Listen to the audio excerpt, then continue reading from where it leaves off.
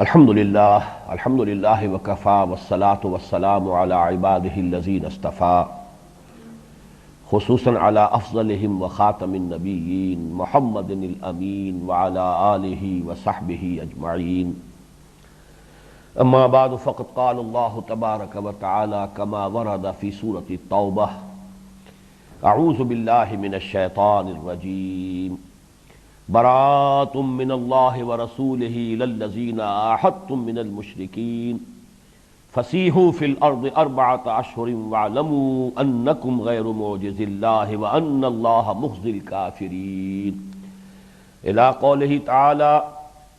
ان عدۃ الشہور عند اللہ 12 شہرا فی کتاب اللہ یوم خلق السماوات والارض منها اربعۃ حرم ذلک الدین القیم فلا تظلموا فيهن انفسكم وقاتلوا المشركين كافة كما يقاتلونكم كافة واعلموا ان الله مع المتقين صدق الله العظيم رب اشرح لي صدري ويسر لي امري واحلل عقدة من لساني يفقهوا قولي اللهم ربنا الهمنا رشدنا واعذنا من شرور انفسنا اللهم ارنا الحق حقا وارزقنا اتباعه وارنا الباطل باطلا وارزقنا اجتنابه اللهم ربنا زدنا ایمانا وهدى وعلما نافعا وعملا صالحا متقبلا آمین یا رب العالمین۔ مطالعہ قرآن حکیم کے جس منتخب نصاب کا درس ان مجالس میں ہو رہا ہے اس کے حصہ پنجم کا، جیسا کہ اس سے قبل عرض کیا جا چکا ہے، ایک اضافی درس جو درس نمبر 12 ہے، یہ سورہ توبہ کے پہلے رکوع پر مشتمل ہے جس کی کل آیات 6 ہیں۔ مزید اس درس میں اسی سورہ مبارکہ کے چوتھے رکوع کی ایک آیت یعنی آیت نمبر 28 اور پانچویں رکوع کی ایک آیت نمبر 36 کا اضافہ کیا گیا ہے۔ جیسے کہ پہلے عرض کیا جا چکا ہے، یہ در حقیقت نبی اکرم صلی اللہ علیہ وسلم کے مقصد بعثت کی تکمیلی اقدامات پر مشتمل ہیں۔ یہ آیات مبارکہ یعنی جزیرہ نماء عرب میں آپ کی جو بعثت خصوصی تھی الی بنی اسرائیل، الی بنی اسماعیل، اور جو بھی مشرکین عرب تھے ان کے تابع ہونے کی حیثیت سے ان کی جانب آپ کو بالخصوص مبعوث کیا گیا۔ سورہ جمعہ کی آیت نمبر 2 جو ہے اس کو ذہن میں لے آئیے، هو الذی بعث فی الامیین رسولا منہم یتلو علیہم آیاتہ ویزکیہم ویعلمہم الکتاب والحکمہ۔ گویا کہ حضور کی جو اصل بعثت ہے، بنیادی بعثت ہے، خصوصی بعثت ہے، وہ امیین کے لیے تھی۔ آپ خود بھی انہی میں سے تھے۔ لہذا اللہ تعالیٰ کی جو سنت رسولوں کے باب میں رہی ہے کہ جس قوم کی طرف بھی کوئی رسول بھیجا گیا، اگر اس قوم نے ان کی دعوت کو قبول کرنے سے انکار کیا، اگر وہ انکار بحیثیت مجموعی تھا کہ معدود چند لوگ شاذ لوگ ایمان لائے، باقی پوری قوم جو ہے انکار پر اور کفر پر اڑی رہی، تو پھر پوری قوم کو تہس نہس کیا گیا، ہلاک کر دیا گیا، نسیم منسیہ کر دیا گیا، کأن لم یغنوا فیہا، ایسے ہو گئے جیسے تھے ہی نہیں۔ لا یری الا مساکنہم، اب ان کے مسکن ہے لیکن ان میں بسنے والے جو مقیم تھے ان کا نام و نشان نہیں رہا۔ کہیں فرمایا گیا کہ قطع دابر القوم الذین ظلموا، ظالم قوم کی جڑ کاٹ دی گئی۔ یہ عذاب آتا رہا ان قوموں پر۔ وہ جو سنت ہے اللہ تعالیٰ کی، نبی اکرم صلی اللہ علیہ وسلم کا معاملہ جو ہے اس اعتبار سے مختلف رہا کہ یہ جو امیین تھے، امیین میں پھر نوٹ کر لیجئے بنیادی طور پر بنی اسماعیل وہ ان کا اصل نیوکلیس ہے، حضور ان میں سے تھے نسلی اعتبار سے، لیکن چونکہ جزیرہ نماء عرب میں بنی اسماعیل کو اقتدار اور غلبہ اور تسلط حاصل تھا، تو اہل کتاب کو چھوڑتے ہوئے یہود اور نصارہ جو بھی جزیرہ نماء عرب میں آباد تھے ان کے معاملے کو علیحدہ رکھتے ہوئے بقیہ تمام مشرکین جو تھے عرب کے، چونکہ وہ خانہ کعبہ کو اپنا مرکز تسلیم کرتے تھے اور اس کے متولی ہونے کی حیثیت سے قریش کی سیادت کو قبول کیے ہوئے تھے، لہذا وہ بھی بنی اسماعیل کے ساتھ طبعاً شامل ہیں۔ اب اس قوم کا معاملہ یہ رہا ہے، خاص طور پر بنی اسماعیل کا، کہ مکے والوں نے اگرچہ جب تک ہجرت ہوئی ہے ان کی اکثریت نے ایمان قبول نہیں کیا، لیکن بہرحال ایک اچھی بھلی تعداد کے اندر لگ بھگ 200-250 افراد تو وہ تھے کہ جو حضور صلی اللہ علیہ وسلم کے ساتھ ہجرت کر کے مدینے پہنچے۔ اتنی بڑی جمعیت جو ہے جو کہ پھر کفایت کر رہی ہے کہ انہوں نے جو اقدام کیے ہیں، بعد میں آپ کو معلوم ہے تفصیل سے یہ بات سامنے آ چکی ہے پچھلے دروس میں، کہ 6 مہینے کے بعد سے جو آپ نے اقدام شروع کیا ہے قریش مکہ کے خلاف، اور جتنی بھی مہمات بھیجی ہیں، 8 مہمیں بدر سے پہلے جن میں سے 4 میں آپ خود بھی شریک رہے، اس لیے وہ غزوات کہلاتے ہیں، 4 جن میں آپ نہیں تشریف لے گئے، صرف آپ نے مہمیں بھیجی، وہ سرایا کہلاتے ہیں۔ یہ سب کے سب صرف مہاجرین پر مشتمل تھی یہ مہمات، کسی انصاری کو اس میں شریک نہیں کیا گیا۔ یعنی مکے نے اتنی تعداد میں اہل ایمان بہرحال عطا کیے محمد الرسول اللہ صلی اللہ علیہ وسلم کو، کہ آپ کفار کے خلاف جب آپ نے اقدام کیا ہے، آپ کی جو انقلابی جدوجہد جب اقدام کے مرحلے میں آئی ہے، تو اس کے لیے وہ نفری کفایت کر رہی تھی کہ جو مکے ہی سے اہل ایمان کی آپ کے ساتھ ہجرت کر کے مدینے آئی۔ اس حوالے سے اس نوع کے عذاب کا سوال نہیں، البتہ چونکہ اہل مکہ کی بڑی تعداد جو ہے کفر پر اڑی رہی،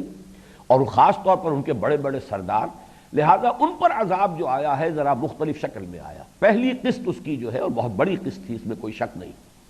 کہ بڑے وہ تنتنے کے ساتھ اور دبدبے کے ساتھ اور بڑے اعتماد کے ساتھ یہ کہتے ہوئے آئے تھے کہ یوم الفرقان ہے یہ، اب جو جنگ ہوگی معلوم ہو جائے گا کون حق پر ہے کون باطل پر ہے۔ اس لیے تو انہیں یقین تھا کہ مسلمانوں کی طاقت اتنی ہے ہی نہیں، 1000 کا لشکر لے کر وہ نکلے تھے بدر کے لیے، اور وہ پورے کیل کانٹے سے لیس تھے، انہیں یقین تھا اپنی فتح کا، اسی لیے انہوں نے تو دعائیں مانگی تھی، اللہم اقطعنا للرحم فائن الغدات، این بدر میں دعا مانگی ہے یہ ابو جہل نے، اے اللہ جس نے ہمارے رحمی رشتے قطع کر دیے۔ یہ جرم سمجھا گیا حضور کا صلی اللہ علیہ وسلم کہ محمد نے آ کر بھائی کو بھائی سے لڑا دیا ہے، باپ کو بیٹے سے جدا کر دیا ہے، بیوی کو شوہر سے جدا کر دیا ہے، ہمارے رحمی رشتے کاٹ دیے۔ اقطعنا للرحم، جو ہمارے رحمی رشتوں کا سب سے بڑھ کر قطع کرنے والا ہے، اے اللہ کل اسے رسوا کر دیجو، فائن الغدات، اس کو رسوا کر دے، ذلیل کر دے کل، یہ دعا مانگی اس نے۔ لیکن یہ کہ بہرحال وہ یوم الفرقان ثابت ہوا، اور 70 ان کے بڑے بڑے چودھری اور بڑے بڑے سردار جو ہیں بدر میں کھیت رہے۔ تفصیل سے ہم اس پر مطالعہ کر چکے ہیں کہ اس میں اللہ تعالیٰ کی معجزانہ مدد شامل تھی، فرشتوں کی مدد تھی، اس کی تفاصیل بھی ہم دیکھ چکے ہیں، غزوہ بدر پر ہمارا ایک مکمل درس تھا۔ اس وقت صرف حوالہ دے رہا ہوں کہ یہ اصل میں اس سزا کی جو اللہ کی طرف سے آتی ہے، اس سزا کی پہلی قسط تھی۔ آخری قسط وہ ہے کہ جو ان آیات میں آ رہی ہے، اور یہ ان کے لیے آخری رسوائی ہے۔ اب اس میں نوٹ کر لیجئے، اس سے پہلے کہ ہم آگے بڑھیں، پہلی 2 آیات کا اگرچہ ہم مطالعہ کر چکے ہیں، لیکن نوٹ کر لیجئے کہ اس وقت جتنے مشرکین تھے عرب کے اندر، یعنی عرب میں جو یہودی تھے ان کو بھی اس وقت ذہن سے نکال دیجئے، نجران کے علاقے میں جو عیسائی آباد تھے جنوب کی طرف، یمن کی طرف، ان کو بھی ذہن سے نکال دیجئے، باقی جتنے مشرکین عرب تھے ان کی 3 کیٹیگریز کی گئی۔ پہلی کیٹیگری وہ ہے کہ جن کے ساتھ کوئی معاہدہ تھا، لیکن معاہدہ غیر میعادی تھا، کوئی معین وقت نہیں تھا کہ 2 سال کے لیے ہے یا 10 سال کے لیے ہے یا 20 سال کے لیے ہے، بس ایک معاہدہ ہے بغیر کسی صراحت کے کہ اس کی میعاد کتنی ہے۔ پھر یہ کہ ان کی طرف سے کوئی خلاف ورزی بھی نہیں ہوئی۔ اب انہیں جو الٹیمیٹم دیا گیا ہے وہ سب سے نرم ہے، اور وہ یہ ہے کہ 4 مہینے کی مہلت تمہیں دی جا رہی ہے۔ بہرحال اب جب کہ حق غالب ہو چکا ہے، جعل حق و زحق الباطل، اب یہ کہ جزیرہ نما عرب میں کفر اور شرک کا وجود گوارا نہیں کیا جائے گا، اس میں گویا کہ انہیں یہ اعلان عام کر دیا گیا کہ تمہارے پاس صرف 4 مہینے کی مہلت ہے، اس کے بعد تمہارے خلاف وہ اقدام ہو جائے گا، جیسا کہ میں نے عرض کیا تھا پچھلی نشست میں کہ جدید جو عسکری اصطلاح ہے اس میں اس کو کہا جائے گا موپنگ اپ آپریشن۔ کسی جنگ میں اگر کسی ایک فوج کو فتح حاصل ہو جاتی ہے، فتح تو حاصل ہو گئی، لیکن یہ کہ کہیں کہیں کوئی پاکٹس آف ریزسٹنس ابھی باقی ہے، تو اب آخری پھر مرحلہ ہوتا ہے صفائی کا، موپنگ اپ آپریشن، کہ وہ تمام پاکٹس آف ریزسٹنس جو ہے ان کا صفایا کر دیا جائے، ان کو ختم کر دیا جائے۔ تو یہ گویا کہ موپنگ اپ آپریشن ہے حضور صلی اللہ علیہ وسلم کا جزیرہ نما عرب میں دین کے غالب ہو جانے کے بعد۔ تو پہلا تو معاملہ ان کا ہوا کہ جن کی غیر میعادی مصالحت تھی، معاہدے تھے لیکن یہ کہ ان میں میعاد نہیں تھی۔ نمبر 2 یہ کہ ان کی طرف سے ابھی تک کوئی خلاف ورزی بھی نہیں ہوئی تھی، لیکن اصل خلاف ورزی تو یہ تھی کہ اللہ کے رسول کی دعوت کو انہوں نے رد کیا، قبول نہیں کیا۔ سزا تو اصل میں اس کی ملنی ہے جیسے کہ اس سے پہلے کے کفار کو ملتی رہی ہے۔ لہذا الٹیمیٹم ان 2 آیتوں میں تو ان کے لیے آیا ہے، براۃ من اللہ ورسولہ الی الذین عاہدتم من المشرکین، ان تمام لوگوں سے اعلان برات ہے اللہ کا اور اس کے رسول کا، جن سے اے مسلمانوں ان مشرکین میں سے تم نے عہد کیے ہیں، معاہدے کیے ہیں، اور ان سے خطاب کر کے فرمایا فسیحوا فی الارض 4 اشہر، اب 4 مہینے کی مہلت ہے، 4 مہینے تک اس جزیرہ نما عرب میں گھوم پھر سکتے ہو۔ وَاعْلَمُوا أَنَّكُمْ غَيْرُ مُعْجِزِ اللَّهِ وَأَنَّ اللَّهَ مُخْزِي الْكَافِرِينَ، اور یہ جان رکھو یقین کے ساتھ کہ تم اللہ کو تھکا نہیں سکتے، ہرا نہیں سکتے، اور اللہ کافروں کو رسوا کر کے رہے گا۔ یہ اس کی وہ سنت ثابتہ ہے جس کا تقاضا ہے کہ رسولوں کے باب میں اللہ کی سنت یہی رہی ہے کہ ان کی دعوت کو رد کرنے والوں کو اللہ تعالیٰ کی طرف سے عذاب جو ہے وہ دیا جاتا ہے۔ جیسا کہ میں عرض کر چکا ہوں یہ ایک کیٹیگری تھی۔ اس میں آپ سے ایک بات امپلائیڈ ہے وہ نوٹ کر لیجئے۔ وہ امپلائیڈ بات یہ ہے کہ اگر تم اپنے کفر پر اور شرک پر اڑے رہنا چاہتے ہو تو جزیرہ نما عرب کو خیر بات کہو اور چلے جاؤ۔ جزیرہ نما عرب میں اب کفر اور شرک نہیں رہے گا۔ اچھا، دوسری کیٹیگری وَأَذَانٌ مِّنَ اللَّهِ وَرَسُولِهِ إِلَى النَّاسِ يَوْمَ الْحَجِّ الْأَكْبَرِ أَنَّ اللَّهَ بَرِيءٌ مِّنَ الْمُشْرِكِينَ وَرَسُولُهُ فَإِن تُبْتُمْ فَهُوَ خَيْرٌ لَّكُمْ وَإِن تَوَلَّيْتُمْ فَاعْلَمُوا أَنَّكُمْ غَيْرُ مُعْجِزِ اللَّهِ وَبَشِّرِ الَّذِينَ كَفَرُوا بِعَذَابٍ أَلِيمٍ۔ یہ دوسری کیٹیگری۔ اب دیکھیے اصل میں الفاظ میں پوری طرح صراحت نہیں ہے کہ پہلے 2 آیتوں میں کس قسم کے مشرکین کا تذکرہ ہے، اس آیت میں کس قسم کے مشرکین کا تذکرہ ہے، لیکن یہ کہ خود بخود جو ہے اس کے بین السطور سے آدمی کو اور غور کر کے نکالنا پڑتا ہے کہ جو دہرا کر بات آ رہی ہے تو معلوم ہوا کہ کیٹیگریز جدا ہیں، یہاں کسی معاہدے کا ذکر نہیں ہے۔ لہذا یہ وہ مشرکین عرب ہیں ان جنرل پورے جزیرہ نما عرب میں آباد مشرکین جن کا حضور سے کوئی معاہدہ نہیں تھا، یا اگلی آیت سے ایک منطقی نتیجہ نکلے گا یا یہ کہ کوئی معاہدہ تھا لیکن ان کی طرف سے کوئی خلاف ورزی ہوئی ہے، کسی بھی اعتبار سے انہوں نے اس معاہدے کی جو بھی شرائط تھی ان میں سے کسی کو توڑا ہے، تو ان دونوں کا معاملہ یہ ہے کہ انہیں بریکٹ کر کے یکجا کر کے ان کے لیے 4 مہینے کی مہلت نہیں رکھی گئی، بلکہ اس کو آگے لے کے پڑھ لیجئے جو اگلی آیت آ رہی ہے فَإِذَا انْسَلَخَ الْأَشْهُرُ الْحُرُمُ۔ ویسے تو ان کے خلاف اقدام فوراً بھی ہو سکتا ہے، اس لیے کہ کوئی جو ہے معاہدہ ان کے ساتھ ہے نہیں، یا معاہدہ تھا تو وہ اس کی خلاف ورزی خود کر چکے، لہذا اقدام جو ہے فوری طور پر کیا جا سکتا ہے۔ لیکن چونکہ یہ موسم حج ہے، اشہر حرم جو ہے ان کی حرمت درمیان میں رکاوٹ ہے، انہیں امان اگر ملی ہے تو وہ اشہر حرم کی وجہ سے ملی ہے۔ بعض لوگوں نے خام خواہ محنت کی ہے 4 مہینوں کو ان اشہر حرم کے ساتھ ان کے ساتھ تطابق ثابت کرنے کے لیے 4 مہینے کیسے بنیں گے، حالانکہ ظاہر بات ہے کہ جب یہ آیات سنائی گئی ہیں حج کے دن، حج اکبر، اب اس میں بعد میں عرض کروں گا کہ وہ 9ویں تاریخ تھی یا 10ویں تاریخ تھی، یہ دونوں رائے موجود ہیں، تو ذی الحجہ کی 9ویں یا 10ویں کو یہ آیات جو ہے مشرکین کو سنائی جا رہی ہیں۔ اب اس کے بعد فَإِذَا انْسَلَخَ الْأَشْهُرُ الْحُرُمُ، اشہر حرم جو ہے تو ذی الحجہ ہے اور اس کے بعد صرف محرم ہے، گویا کہ ان کے پاس جو ہے صرف 1.25 مہینے کی یا 1.5 مہینے کی صرف میعاد بچی ہے، اس کے فوراً بعد جو ہے ان کے خلاف وہ اقدام شروع ہو جائے گا، وہ موپنگ اپ آپریشن اس کا آغاز ہو جائے گا۔ تو اس میں در حقیقت تطبیق دینے کی ضرورت ہی نہیں، اس لیے کہ پہلی کیٹیگری جدا ہے، یہ وہ لوگ تھے جن سے معاہدہ تھا اور معاہدے میں انہوں نے ابھی تک کوئی ان کی طرف سے خلاف ورزی نہیں ہوئی، لہذا ان کو رعایت دی گئی ہے کہ 4 مہینے کی مہلت، گویا کہ ان کے لیے تو ابھی ذی الحجہ کے بعد محرم، صفر، ربیع الاول، ربیع الثانی تک کی مہلت موجود تھی، ان 4 مہینوں سے پہلے ان کے خلاف اقدام نہیں ہو سکتا تھا۔ لیکن جن لوگوں سے کوئی معاہدہ تھا ہی نہیں، یا معاہدہ تو تھا لیکن وہ اس معاہدے کی کوئی خلاف ورزی کر چکے ہیں، اس اعتبار سے اب مسلمانوں پر، حضور پر صلی اللہ علیہ وسلم کوئی اخلاقی پابندی نہیں ہے، اقدام فوراً کر سکتے ہیں۔ البتہ انہیں اللہ تعالیٰ کی طرف سے یہ کہیے کہ ایک امان مل گئی ہے کہ فَإِذَا انْسَلَخَ الْأَشْهُرُ الْحُرُمُ، جب یہ اشہر حرم ختم ہو جائیں، یہ محترم مہینے، حج کے مہینے، یہ جب ختم ہو جائیں، اس لیے کہ یہ 4 مہینے ہوتے تھے عرب میں جو اشہر حرم ہے، اگلی آیت میں جو ہم نے آخری آیت اس آج کے درس میں ہم پڑھیں گے اس میں اس کی وضاحت موجود ہے، منہا اربعۃ حرم، 12 مہینے سال کے ہیں جن میں 4 جو ہے وہ حرم ہیں، ان میں 4 جو ہے وہ ذی قعدہ، ذی الحجہ اور محرم، یہ تو تھے حج کے لیے، اور رجب کا مہینہ ان کے ہاں مخصوص تھا عمرے کے لیے۔ ظاہر بات ہے کہ حج ہوتا ہے ذی الحجہ میں، تو 1 مہینہ اس سے پہلے، تاکہ جو لوگ آ رہے ہیں دور دراز سے چل کر آ رہے ہیں 1 مہینہ انہیں امان رہے، وہ حج کے لیے آ رہے ہیں ان کے اوپر کوئی حملہ نہ ہو، پھر وہ واپس جائیں گے حج کے بعد، تو گویا کہ ذی قعدہ، ذی الحجہ اور محرم 3 مہینے تھے کہ جو مسلسل تھے اشہر حرم میں، اور چوتھا مہینہ پھر جو ان کے ہاں عمرے کے لیے مخصوص تھا وہ رجب کا مہینہ تھا۔ یہ کل 4 مہینے اشہر حرم تھے۔ تو گویا کہ اس طرح اللہ تعالیٰ کی طرف سے انہیں ایک امان مل گئی ہے، اگرچہ وہ اس امان کے مستحق نہیں ہے، نہ ان سے کوئی معاہدہ تھا، یا تھا تو وہ اس معاہدے کی خلاف ورزی کر کے گویا کہ سزا کے مستحق ہو چکے ہیں۔ اس کے باوجود انہیں ایک مہلت دی گئی، اور وہ مہلت ہے اشہر حرم کی وجہ سے۔ البتہ اس میں اس درمیانی آیت میں ایک استثناء کیا گیا، یہ تیسری کیٹیگری ہے، الا الذین عاہدتم من المشرکین، سوائے ان کے، یہ تیسری کیٹیگری ہے جن سے تم نے مشرکین میں سے وہ لوگ جن سے تم نے معاہدہ کیا، ثم لم ينقصوکم شیئا، پھر یہ کہ انہوں نے اس میں کوئی کمی نہیں کی، کوئی ان کی طرف سے خلاف ورزی نہیں ہوئی، کوئی انہوں نے معاہدے کی کسی شق کو توڑا نہیں، وَلَمْ يُظَاهِرُوا عَلَيْكُمْ أَحَدًا،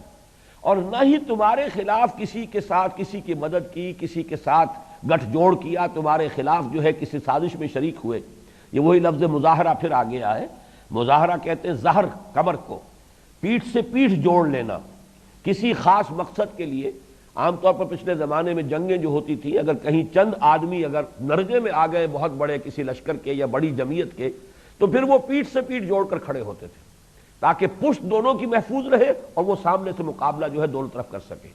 4 آدمی ہیں تو اسی طرح کھڑے ہو جائیں گے کہ چاروں 4 اطراف کو فیس کریں گے، اور ان کی پشتیں جو ہے گویا کے درمیان میں جڑی ہوئی ہوں گی، تاکہ وہ پشت کی جانب سے ہر ایک ان میں سے اپنے آپ کو محفوظ سمجھتے ہوئے ساری توجہ جو ہے وہ سامنے کی طرف مبذول کر سکے۔ یہاں سے لفظ مظاہرہ بنا ہے، یعنی مظاہرہ ہے کسی مقصد کے لیے جس کو ہم کہتے ہیں کہ ہاتھ ملانا، ہاتھ جوڑنا، اپنی ہمتوں کو جمع کر لینا، لیکن یہاں پر پشت سے ہے، پشتیں جوڑ لینا، کمریں جوڑ لینا اپنی کسی مقصد کے لیے۔ تو فرمایا پھر وہ لوگ الا الذین عاہدتم، سوائے ان کے، ان مشرکین کے کہ جن سے تم نے معاہدہ کیا، ثم لم ينقصوکم شیئا، پھر انہوں نے تمہارے ساتھ جو شرائط طے کی تھی ان میں سے قطعاً کوئی چیز کم نہیں کی، نقص، کمی، ثم لم ينقصوکم، کوئی شے تمہارے معاملے میں، تمہاری شرائط میں انہوں نے کمی نہیں کی، وَلَمْ يُظَاهِرُوا عَلَيْكُمْ أَحَدًا، نہ ہی تمہارے خلاف کسی کے ساتھ گٹھ جوڑ کیا، فَأَتِمُّوا إِلَيْهِمْ عَهْدَهُمْ، تو ان کا معاہدہ جو ہے چونکہ یہ ٹائمڈ ہے، میعادی ہے، لہذا اس کا اتمام کرو۔ ہو سکتا ہے وہ 6 مہینے کا ہو سکتا ہے وہ 2 سال کا ہو سکتا ہے اس سے زیادہ کا ہو، لیکن بہرحال یہ 3rd کیٹیگری ہے کہ جو بھی معاہدہ ہے کہ جو میعادی ہے، اس لیے کہ یہاں پر معین ہو گیا الی مدتہم، عہدہم الی مدتہم، تو معلوم ہوا کہ یہ معاہدہ وہ ہے کہ جس میں مدت بھی معین ہے، تو جو بھی مدت معین ہے اس کا اتمام ہوگا، اور جیسے ہی وہ مدت ختم ہوگی اس کے بعد وہ الٹیمیٹم ان کے اوپر بھی اپلیکیبل ہو جائے گا۔ تو یہ 3 کیٹیگریز ہیں، تمام مشرکین عرب کو 3 حصوں میں تقسیم کر کے، اور ہر ایک کے ساتھ معاملہ تو ایک ہی ہے، اعلان جنگ ہے، سیدھی سیدھی بات ہے، یا ایمان لاؤ اسلام میں داخل ہو جاؤ، اور ورنہ پھر یہ ہے کہ تمہارے خلاف فیصلہ کن اقدام ہوگا۔ بس صرف فرق یہ ہے کہ جن سے کوئی معاہدہ نہیں، یا جنہوں نے معاہدہ تو کیا تھا لیکن خلاف ورزی کی ہے، ان کے لیے کسی مہلت کی ضرورت نہیں، البتہ اشہر حرم جو ہے وہ درمیان میں حائل ہے، لہذا صرف اتنی انہیں مہلت مل گئی اللہ کی طرف سے کہ یہ محترم مہینے جب تک ہیں ان کے لیے عافیت ہے، اس کے بعد ان کے خلاف اقدام ہو جائے گا۔ وہ لوگ کہ جن سے کوئی غیر میعادی معاہدہ تھا اور ان کی طرف سے کوئی خلاف ورزی نہیں ہوئی، ان کے بارے میں فرما دیا گیا 4 مہینے کی مہلت ہے، گویا کہ ان کا معاملہ ذی الحجہ سے پھر محرم، صفر، ربیع الاول تک چلا جائے گا۔ اور تیسرے وہ ہے کہ جنہوں نے معاہدہ کیا کسی مدت تک کے لیے اور پھر اس میں خلاف ورزی کی، ان کا معاملہ، ان خلاف ورزی نہیں کی کہ کوئی کمی نہیں کی اور کہیں بھی کسی گٹھ جوڑ میں شامل نہیں ہوئے حضور کے اور مسلمانوں کے خلاف، ان کی جو بھی مدت معاہدہ ہے وہ پوری کی جائے گی۔ اب اس کے بعد فرمایا جو مستثنیٰ تھا، ان اللہ یحب المتقین، جب تم نے کیا ہے معاہدہ اور معاہدہ بھی کیا ایک مدت معین کے لیے، ان کی طرف سے کوئی خلاف ورزی بھی نہیں ہوئی ہے، تو ایسے لوگوں کے لیے پھر وہ جو معاہدے کی پوری مدت ہے مکمل کرنی چاہیے، یہی تقویٰ کا تقاضا ہے۔ ان اللہ یحب المتقین، اور اللہ تعالیٰ یقیناً متقیوں ہی کو پسند کرتا ہے۔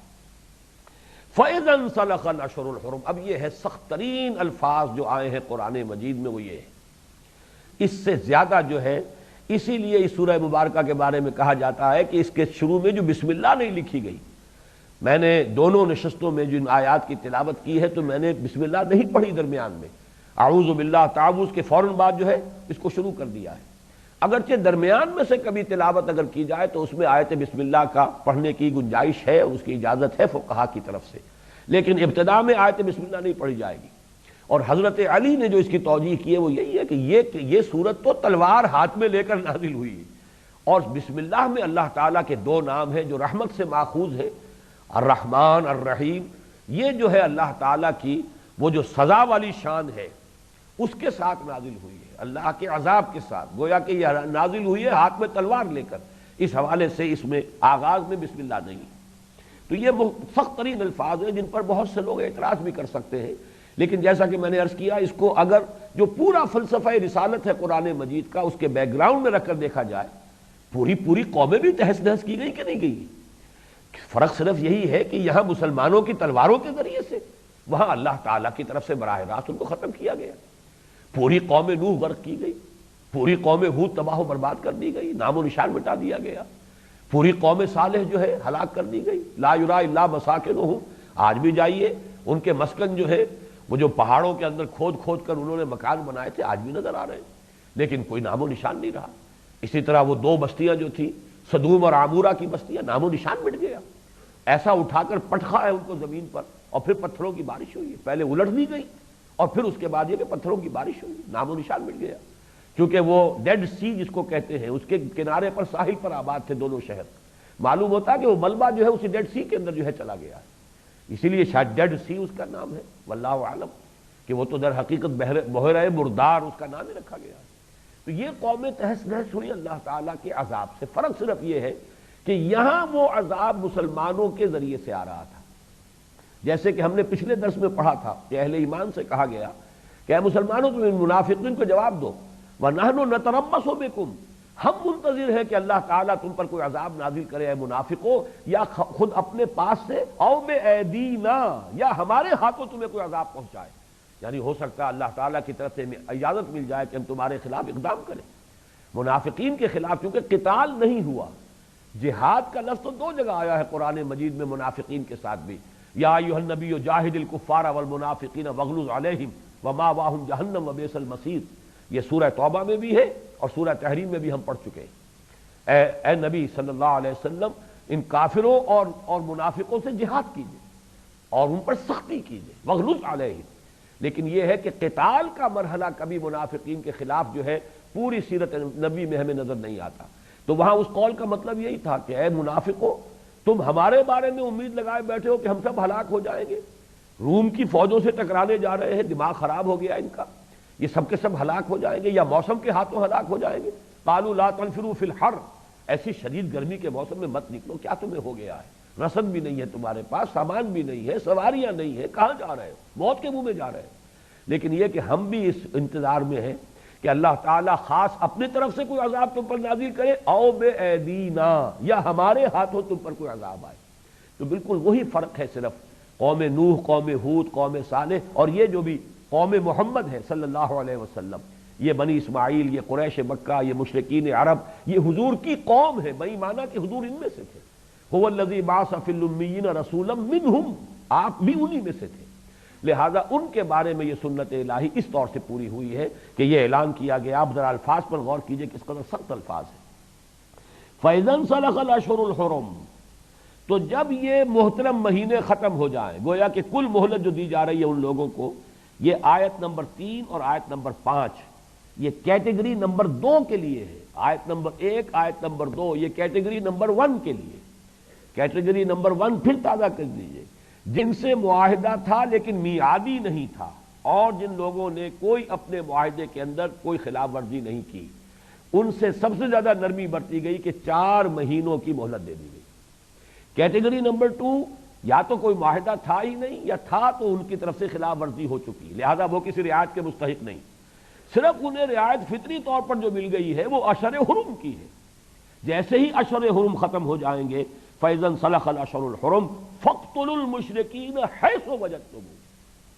تو قتل کرو اے مسلمانوں اور مشرکوں کو جہاں کہیں انہیں پاؤ، وَخُذُوهُمْ، انہیں پکڑو، وَاحْصُرُوهُمْ، ان کا گھیراؤ کرو۔ ذرا یہ نوٹ کیجئے کہ ہم بھی جب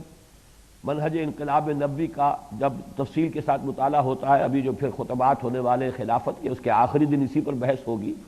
کہ مظاہرہ، یہ لفظ مظاہرہ بھی یہاں آ گیا ہے اس آج کے درس میں، لم یظاہروا، تم انہوں نے مظاہرہ نہیں کیا، علیکم احدن، تمہارے خلاف کسی کے ساتھ مل کر،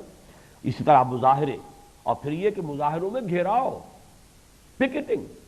یہاں پہ وہ تمام الفاظ آ رہے ہیں، فَيَسْتَنْسَلَخَ الْأَشْهُرُ الْحُرُمُ فَاقْتُلُوا الْمُشْرِكِينَ حَيْثُ وَجَدتُّمُوهُمْ، تو قتل کرو ان مشرکوں کو جہاں بھی پاؤ، وَخُذُوهُمْ، انہیں پکڑو،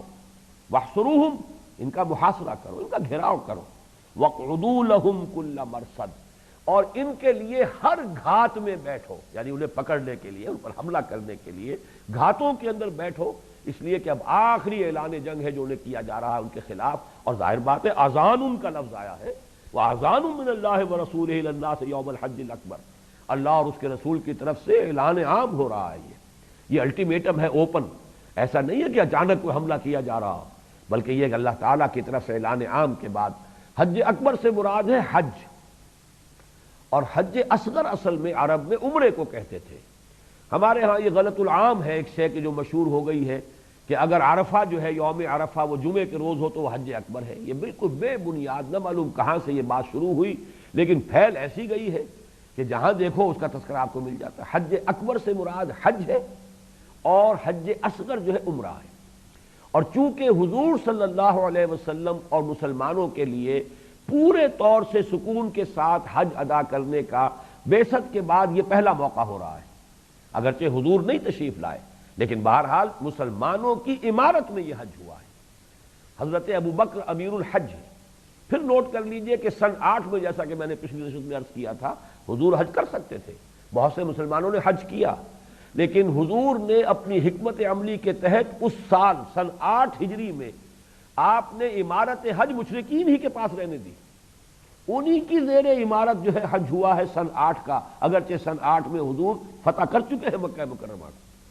سن 9 میں اتنی تبدیلی کی کہ اب عمارت جو ہے مسلمانوں کی، زیر اہتمام زیر انتظام مسلمانوں کے، لیکن مشرکین بھی شریک ہوئے، مسلمان بھی شریک ہوئے۔ جو مدینے سے قافلہ گیا 300 افراد کا تھا، حضرت ابوبکر رضی اللہ تعالیٰ عنہ کی عمارت میں، لیکن پھر جو آیات نازل ہوئی ہیں 6 جو اب اس وقت ہم پڑھ رہے ہیں، ان کو لے کر پھر حضرت علی رضی اللہ تعالیٰ عنہ بعد میں آئے ہیں، اور یوم کون سا ہے یہ اس میں کئی آراء ہیں۔ ایک تو یہ کہ یوم الحج الاکبر، یوم کون سا ہے؟ ایک رائے تو یہ کہ اس سے مراد عرفے کا دن، اس لیے کہ حضور کی احادیث ہے الحج عرفہ، اصل تو حج عرفہ ہے، یہ وہ رکن ہے حج کا کہ اگر کسی سے فوت ہو جائے تو پھر وہ حج نہیں ہوا۔ باقی جتنے ہیں ارکان ان کا کوئی نہ کوئی تلافی کی شکل موجود ہے، کوئی دم دیا جا سکتا ہے، کوئی اس کا کفارہ ہو سکتا ہے، لیکن عرفہ نہیں ہوا تو حج نہیں ہوا، محروم ہو گیا انسان حج سے۔ ایک رائے یہ ہے کہ نہیں، اس سے مراد یوم النحر ہے، اس لیے کہ یوم النحر میں سب سے زیادہ جو ہے مناسک حج جمع ہو گئے ہیں۔ جن حضرات نے حج کیا وہ جانتے ہیں، رنحت 4، یہ رے نون ہا تا، را نون ہا تا، را سے رمی، نون سے نہر، اور ہا سے حلق، سر کو منڈوانا یا کتروانا، اور پھر تا سے طواف افاضہ۔ مشکل ترین دن جو ہے یہ 10ویں ذی الحجہ کی تاریخ جو ہوتی ہے، یہ حج میں مشکل ترین دن ہے، اس لیے کہ یہ 4 کام اور ہجوم جو آج کل جیسا ہوتا ہے اس میں آدمی جو ہے بس اس کے لیے یوں سمجھیے کہ پسینے پسینے ہو جانے والی بات ہے، تھک کر چور ہو جاتا ہے انسان، تب کہیں جا کر یہ 4 کام جو ہے پورے کر پاتا ہے۔ تو ایک رائے یہ ہے کہ یہ 10واں، چونکہ سب سے بڑا جو ہے معاملہ مناسک حج کا وہ 10 تاریخ کو ہوتا ہے۔ ایک رائے جو ہے میرے نزدیک وہ زیادہ قوی معلوم ہوتی ہے کہ یوم سے مراد کوئی ایک یوم نہیں ہے، بلکہ عرب کا قاعدہ یہ تھا کہ یوم الجمل جب کہیں گے تو گویا کہ جنگ جمل کا پورا عرصہ مراد ہوگا۔ یوم الصفین، صفین کا دن، اب صفین کا دن جو ہے کئی مہینوں پر پھیلا ہوا دن ہے، جنگ صفین جو حضرت علی رضی اللہ تعالی عنہ اور حضرت معاویہ رضی اللہ تعالی عنہ کے مابین ہوئی ہے، وہ کئی مہینوں کا معاملہ ہے، لیکن عرب اسے ایک دن کہتے ہیں، یوم الصفین، صفین کا دن، یوم الجمل، جمل کا دن۔ تو اس اعتبار سے ایک رائے یہ ہے کہ یہاں کوئی خاص دن معین نہیں ہے، بلکہ حج کا اجتماع مراد ہے کہ تمام جو ہے قبائل عرب جو ہے وہاں موجود ہوں گے، کونے کونے سے لوگ آئے ہوئے ہوں گے، تو وہاں پر جب یہ اعلان عام ہو جائے گا، یہ الٹیمیٹم ہوگا، تو گویا کہ ہر انسان کو معلوم ہو جائے گا کہ یہ اب محمد الرسول اللہ صلی اللہ علیہ وسلم کی طرف سے آخری اعلان ہو گیا ہے۔ فَإِذَا انْسَلَخَ الْأَشْهُرُ الْحُرُمُ فَاقْتُلُوا الْمُشْرِكِينَ حَيْثُ وَجَدتُّمُوهُمْ وَخُذُوهُمْ وَاحْصُرُوهُمْ وَاقْعُدُوا لَهُمْ كُلَّ مَرْصَدٍ فَإِن تَابُوا وَأَقَامُوا الصَّلَاةَ وَآتَوُا الزَّكَاةَ فَخَلُّوا سَبِيلَهُمْ۔ یہ بھی بہت اہم مضمون ہے جو یہاں آیا ہے، اس لیے کہ دستوری اور قانونی اعتبار سے اس کا یوں سمجھیے بہت پروفاؤنڈ ہے، یہ الفاظ بہت معنی خیز ہے اور بہت دور رس نتائج نکلتے ہیں۔ یعنی یہ کہ جب اعلان عام ہو گیا یا ایمان لے آؤ اور یا تمہیں قتل کر دیا جائے گا، یا امپلائڈ ہے تھرڈ آلٹرنیٹو، یا اس ملک کو چھوڑ کر چلے جاؤ جہاں سینگ سمائے۔ جیسا کہ آپ نے سنا ہوگا کہ چند لوگ جو ہے مکے کے وہ تو اسی تیسرے آپشن کو لے کر چل پڑے تھے۔ اکرمہ، ابو جہل کے بیٹے حضرت اکرمہ، چونکہ بعد میں ایمان لے آئے ہیں، اور ان کے ساتھ بہت سے لوگ وہ اب جا رہے تھے حبشہ کی طرف، ہجرت کر رہے ہیں۔ کبھی یوں سمجھیے کہ 20 سال پہلے ہجرت کی تھی مسلمانوں نے، اور اب یہ ہجرت کر رہے ہیں جو کفار ہیں، اس لیے کہ اب یہاں پر غلبہ مسلمانوں کو حاصل ہو چکا ہے اور محمد الرسول اللہ صلی اللہ علیہ وسلم کی طرف سے اعلان عام آ گیا ہے۔ وہ تو پھر مختلف روایات ملتی ہیں۔ ایک روایت یہ بھی ہے کہ جب وہ ریڈ سی میں سے ان کا جہاز گزر رہا تھا تو طوفان آیا، اور اس طوفان میں دیکھا کہ سب مشرکین جو ہے، اب وہ پجاری تھے، کوئی جو ہے لات کا ہے، کوئی منات کا ہے، کوئی عزا کا ہے، کوئی حبل کا ہے، لیکن کوئی کسی کو نہیں پکار رہا سوائے اللہ کے، اے اللہ نجات دے دے ہمیں اس مصیبت سے۔ تو اکرمہ کو ذہن میں یہ بات آئی، اللہ تعالیٰ کی طرف سے یہ توفیق نصیب ہوئی کہ انہوں نے سوچا، دروں بینی کی کہ اگر ہم اس مصیبت کے وقت میں تو صرف اللہ کو پکار رہے ہیں، نہ کسی لات، نہ عزا، نہ منات، نہ حبل، کسی کا بھی ہم نام نہیں لے رہے، تو معلوم ہوا کہ ہماری فطرت میں تو توحید ہے، صرف ایک اللہ ہے اور کوئی نہیں ہے۔ اور یہی وہ بات ہے کہ جس کی دعوت دے رہے ہیں محمد صلی اللہ علیہ وسلم، لہذا وہ وہاں سے پھر واپس ہوئے۔ ایک رائے یہ بھی ہے کہ ان کی اہلیہ نے امان حاصل کی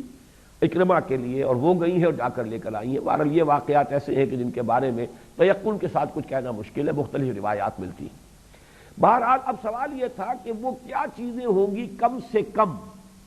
جن کی سمبولک حیثیت یہ ہوگی کہ اگر یہ شرطیں پوری کر دی جائیں تو تم مسلمان مان لیے جاؤ گے۔ یہ ایک بہت اہم قانونی معاملہ ہے، یا تو قتل کیے جاؤ گے یا مسلمان ہو جاؤ، ایمان لے آؤ۔ تو اس ایمان کی علامت کیا ہے؟ منیمم شرائط کون سی ہے کہ کوئی شخص پوری کر دے تو وہ پھر اس قتل عام سے بچ جائے گا، اس کی جان جو ہے بخشی ہو جائے گی؟ تو یہ انتہائی اہم معاملہ ہے، اس کے لیے 3 شرطیں یہاں بیان کی گئی۔ فَإِن تَابُوا، تو اگر وہ توبہ کریں، اور توبہ سے یہاں مراد ایمان ہے،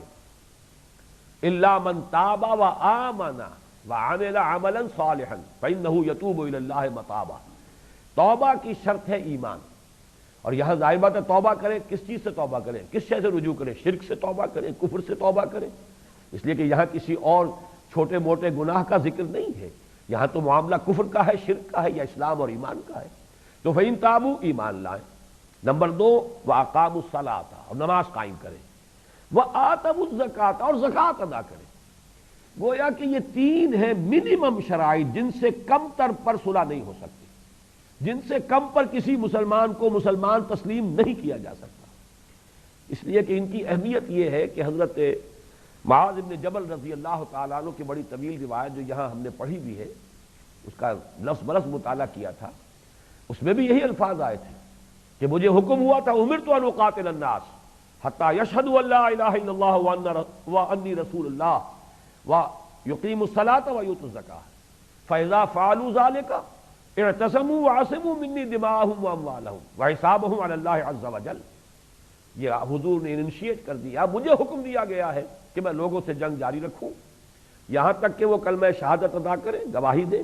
کہ اللہ کے سوا کوئی معبود نہیں، وہ تنہا ہے، اس کے ساتھ کوئی شریک نہیں، اور یہ کہ میں اس کا رسول ہوں۔ نمبر 1، نماز قائم کریں اور زکوٰۃ ادا کریں۔ جب وہ یہ کر دیں گے تو وہ بچ گئے اور انہوں نے اپنی جانیں اور مال محفوظ کر لیے، اب ان کے خلاف کوئی اقدام نہیں ہوگا۔ الا بحقھا، الا بحق الاسلام،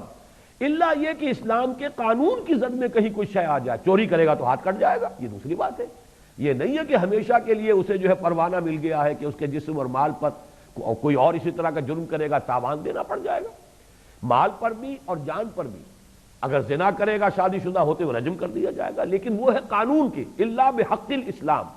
لیکن محض کافر ہونے یا غیر مسلم ہونے کی بنا پر قتل نہیں کیا جائے گا۔ 3 شرطیں پوری کر دیں، کلمہ شہادت، نماز اور زکوٰۃ۔ جب یہ کر دیں گے فَإِذَا فَعَلُوا ذَلِكَ اعْتَصَمُوا وَعَصَمُوا مِنِّي دِمَاءَهُمْ وَأَمْوَالَهُمْ، تو اب انہوں نے اپنے آپ کو محفوظ کر لیا، اپنی جانیں اور مال مجھ سے انہوں نے بچا لی، مجھ سے محفوظ کر لی، إِلَّا بِحَقِّ الْإِسْلَامِ وَحِسَابُهُ عَلَى اللَّهِ، حسابهم علی اللہ عز وجل۔ باقی یہ کہ وہ کلمہ شہادت دل سے پڑھ رہے ہیں یا جھوٹ موٹ کو پڑھ رہے ہیں، ایمان جو ہے واقعتاً صدق دل سے لا رہے ہیں یا منافقانہ لا رہے ہیں، اس کا حساب میرے ذمے نہیں ہے، یہ حساب اللہ کے ذمے ہے، اس کا حساب اللہ لے گا۔ دنیا میں معاملہ یہ ہے کہ یہ تین شرطیں پوری ہو جائیں گی تو ہم انہیں دنیا میں ایک مسلمان کی حیثیت سے تسلیم کر لیں گے۔ چنانچہ اسی پر بیس کیا تھا حضرت ابو بکر رضی اللہ تعالی عنہ نے اپنا وہ تاریخ ساز فیصلہ کہ مانعین زکوٰۃ کے خلاف میں جنگ کروں گا، اس لیے کہ کم سے کم جن شرائط پر جنگ بند کرائی ہے اللہ تعالیٰ نے وہ یہ تین شرطیں ہیں، کلمہ شہادت، نماز اور زکوٰۃ۔ جب زکوٰۃ بھی اس میں شامل ہے تو میں اس میں کوئی مصالحت نہیں کر سکتا، ان کے ساتھ کوئی کمپرومائز نہیں ہو سکتا، بلکہ ان کی عظیمت کا تو عالم یہ ہے کہ الفاظ یہ استعمال کیے تھے کہ خدا کی قسم اگر وہ حضور کے زمانے میں زکوٰۃ کے اونٹوں کے ساتھ ان اونٹوں کو باندھنے والی رسیاں بھی دیتے تھے، اب اگر وہ کہیں گے کہ اونٹ لے جاؤ رسی نہیں دیتے تب بھی میں جنگ کروں، اس لیے کہ یہ بھی ایک ریویژنزم ہے، یہ بھی ایک گویا کہ ترمیم پسندی ہے۔ اور ظاہر بات ہے کہ ترمیم جب بھی ہوتی ہے، آپ کو معلوم ہے کہ چائنیز کمیونسٹ جو ہے انہوں نے رشین کمیونسٹ پر سب سے بڑا الزام یہی لگایا تھا، یہ ریویژنسٹ ہیں، انہوں نے اپنے فلسفے میں ترمیم کر لی ہے، انہوں نے کمپرومائز کر لیا ہے نیشنلزم کے ساتھ اور جو بھی کیپٹلزم ہے اس کے ساتھ، یہ جھک گئے ہیں، انہوں نے گویا شکست قبول کر لی ہے مغربی طاقتوں کے خلاف۔ یہ چارج تھا چائنیز کمیونسٹ کا رشین کمیونسٹ پر، یہ الزام تھا ان کا۔ تو حضرت ابو بکر نے جو فرمایا، اور اس میں الفاظ یہ بھی بہت تاریخی ہیں، ایبدل الدین وانا حی، کیا دین میں ترمیم کی جائے گی، دین بدل دیا جائے گا جبکہ ابھی میں زندہ ہوں، یعنی میرے جیتے جی یہ نہیں ہو سکتا۔ تو اس میں بھی نوٹ کیجئے کہ وہ جو انتہائی اہم، جس کے بارے میں حضرت عمر تک یہ مشورہ دے رہے تھے رضی اللہ تعالیٰ عنہ کہ کچھ ذرا اس میں مصلحت کو دیکھیے، دو محاذ پہلے کھل چکے ہیں، جیش اسامہ کو بھی آپ نے نہیں روکا، اس لیے کہ حضرت ابو بکر نے فرمایا کہ جس جیش کو تیار کیا ہو حضور نے میں اسے روک دوں۔ جیش اسامہ بھی گیا، الحمدللہ بہت کامیاب لوٹ کر آیا۔ دوسری طرف جن لوگوں نے نئی نبوتوں کے دعوے کر دیے، جھوٹے دعوے دار، ان کے خلاف جنگوں کا محاذ شروع ہو چکا ہے۔ اب یہ تیسرا محاذ نہ کھولیے، یہ مصلحت کے خلاف ہے۔ حضرت عمر رضی اللہ تعالیٰ عنہ جیسے شخص بھی اس مصلحت بینی کا مشورہ دے رہے تھے، اور حضرت ابو بکر نے یہی فرمایا تھا، عمر تمہیں کیا ہو گیا ہے؟ تم جاہلیت میں تو بڑے سخت تھے، اسلام میں آ کر اتنے نرم ہو گئے ہو، کمزوری دکھا رہے ہو۔ خدا کی قسم اگر کوئی اور نہ ہوا میرے ساتھ نکلنے والا، میں تنے تنہا جاؤں گا اور جنگ کروں گا۔ بہرحال وہ تو جو بھی ان کی عظیمت کے مختلف پہلو تھے اس وقت سامنے آ گئے، میں نے بیان کر دیے۔ اس درس سے متعلق یہ بات ہے کہ یہ ہے قرآن مجید میں وہ آیت، حدیث وہ معاذ بن جبل کی رضی اللہ تعالیٰ عنہ، اور قرآن کا مقام یہ ہے فَإِن تَابُوا وَأَقَامُوا الصَّلَاةَ وَآتَوُا الزَّكَاةَ فَخَلُّوا سَبِيلَهُمْ، تو پھر ان کا راستہ چھوڑ دو، پھر ان کے جان کے درپے ہونے کی ضرورت نہیں، اب وہ مسلمان ہو گئے، ان کو تسلیم کر لو گے، وہ مسلمان ہو گئے۔ ان اللہ غفور الرحیم، یقیناً اللہ تعالیٰ غفور ہے، رحیم ہے، بخشنے والا، رحم فرمانے والا۔ وَإِنْ أَحَدٌ مِّنَ الْمُشْرِكِينَ، دیکھیے کس قدر باریک بینی کے ساتھ یہ احکام دیے جا رہے ہیں ان 6 آیات میں۔ وَإِنْ أَحَدٌ مِّنَ الْمُشْرِكِينَ اسْتَجَارَكَ، اور اگر مشرکین میں سے کوئی اے نبی آپ سے پناہ طلب کرے، اتنا بڑا الٹیمیٹم ہے، یا ایمان لاؤ یا یہ کہ تمہارے خلاف جو ہے وہ اقدام ہوگا اور قتل کر دیے جاؤ گے، تو ہو سکتا ہے کوئی مشرک کہتا ہے کہ مجھے تو پتہ ہی نہیں آپ کی دعوت کیا ہے، ایمان سے مراد کیا ہے، کس چیز کی آپ تعلیم دیتے ہیں، اب عرب کا کتنا بڑا علاقہ ہے، کوئی شخص ہو سکتا ہے کہ اب وہ سوچنے پر مجبور ہو جائے کہ مجھے معلوم تو ہو کہ مجھے کیا ماننا ہے، اور اس کے لیے وہ آپ کے پاس آئے اور آپ سے امان طلب کرے۔ تو فرمایا کہ وَإِنْ أَحَدٌ مِّنَ الْمُشْرِكِينَ اسْتَجَارَكَ، اگر مشرکین میں سے کوئی آپ سے امان کا طالب ہو، فاجر، تو اسے امان دیجئے، حتیٰ یسمع کلام اللہ، یہاں تک کہ وہ اللہ کا کلام سن لے، جو بھی اللہ کا کلام ہے اس کو سنایا جائے، پڑھایا جائے، سمجھایا جائے، دین کیا ہے اس کی تعلیم دی جائے، اس کے تقاضے کیا ہیں، فرائض کیا ہیں، کم سے کم کیا پابندیاں ہیں جو مسلمان کی حیثیت سے تمہیں قبول کرنی ہوگی۔ ثم ابلغہ مأمنہ، پھر اسے پہنچا دو اس کے امن کی جگہ پر، یعنی یہ نہیں کہ اسی وقت کہو کہ اب بولو ایمان لاتے ہو کہ نہیں لاتے، اگر نہیں لاتے ہو تو یہی گردن اڑا دی جائے گی، نہیں، یہ تو پھر اس امان کے خلاف ہے، پھر جو اس کی جگہ ہے امن کی وہاں واپس پہنچا دو۔ ثم ابلغہ مأمنہ، وہاں جا کر اب وہ سوچے غور کرے، پھر جو فیصلہ اسے کرنا ہو، ایمان لائے ایمان لے آئے، ایمان لانے کا فیصلہ کرتا ہے، نہیں لاتا تو پھر ظاہر بات ہے جو بھی الٹیمیٹم ہے اس کی زد میں آ جائے گا۔ ذالک بانہم قوم لا یعلمون، یہ نرمی تو ان کے ساتھ کرنی ہوگی، اس لیے کہ یہ وہ لوگ ہیں جنہیں علم نہیں ہے، یہ جانتے نہیں ہیں، لہذا کم سے کم یہ رعایت اور یہ نرمی ان کے ساتھ کی جائے کہ فوری طور پر سوال نہ کیا جائے کہ اب ایمان لا رہے ہو یا نہیں، بلکہ یہ کہ اس کے بعد انہیں ان کے امن کی جگہ پر پہنچا دیا۔ مامن، یہ امن کی جگہ، یہ جو ہے اس میں ظرف ہے، امن کی جو ایمان کی بحث ہماری ہوتی ہے اس میں اس کا حوالہ آیا کرتا ہے۔ اب دو آیتیں اور، وقت بہت کم رہ گیا ہے، لیکن یہ کہ اسی مضمون کے ساتھ یہ آیتیں بھی ہیں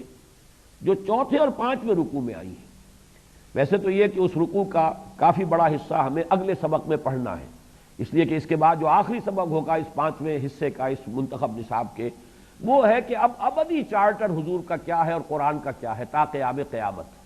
کفار کے ساتھ کیا معاملہ ہے جو مسلمانوں کو کرنے کا آخری حکم دیا گیا ہے۔ اس لیے کہ میں نے عرض کیا نا کہ چونکہ یہ تو انٹرم پیریڈ میں درمیانی درجے میں اسٹریٹجک قسم کے اقدامات تھے کہ جو حضور کرتے رہے صلی اللہ علیہ وسلم، صلح بھی ہوئی، صلح مختلف قسم کی ہوئی، مختلف نوعیتوں کی ہوئی، پھر یہ کہ صلح کی کوشش ہو رہی ہے تو حضور نے انکار بھی کیا، یہ مختلف ہے، ہر وقت کی حکمت اور مصلحت کے اعتبار سے کمال تدبر کے ساتھ حضور نے معاملہ کیا ہے۔ لیکن اب اس کے بعد ابدی چارٹر کیا ہے قرآن کا تمام نوع انسانی کے لیے، وہ ہوگا اصل میں جو ہمارا آئندہ ہفتے کو درس ہوگا۔ اس سے پہلے یہ دو آیتیں ضرور پڑھ لیجئے۔ یا ایھا الذین آمنوا انما المشرکون نجس،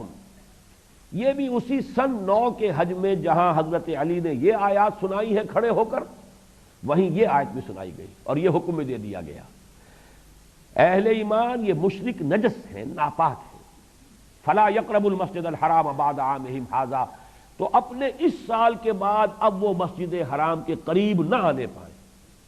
یہ اعلان بھی کر دیا گیا ہے سن 9 میں، اور اس میں مجھے حیرت ہوئی تھی کہ مولانا اصلاحی صاحب کیسے مان رہے ہیں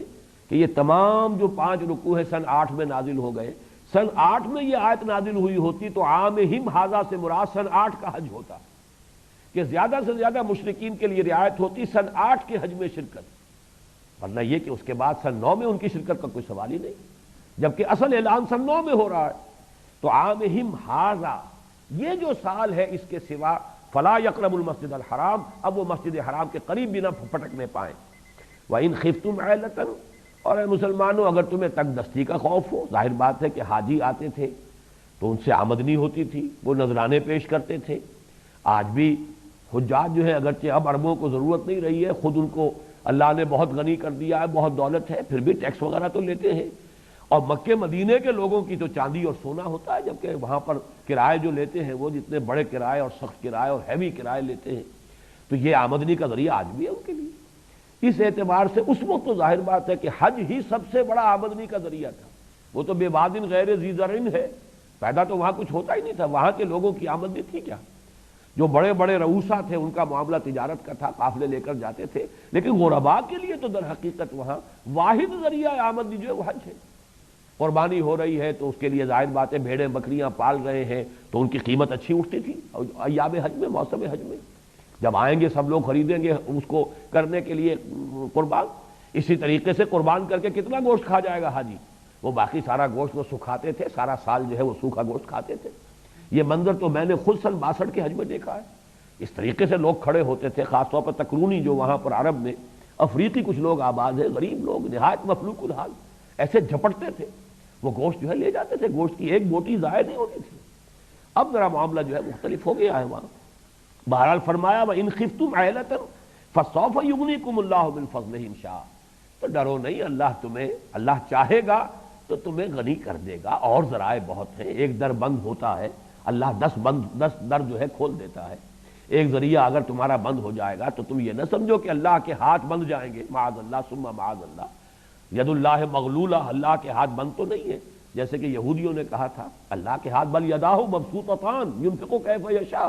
اس کے دونوں ہاتھ کھلے ہوئے جیسے چاہتا خرچ کرتا ہے۔ تو ڈرو نہیں کہ اگر یہ مشرکین پر پابندی لگ جائے گی حج کی تو نفری کم ہوگی حاجیوں کی، تو ہماری آمدنی گھٹ جائے گی۔ وَإِنْ خِفْتُمْ، دیکھیں کس قدر ڈاؤن ٹو دی گراؤنڈ باتیں ہیں، یہ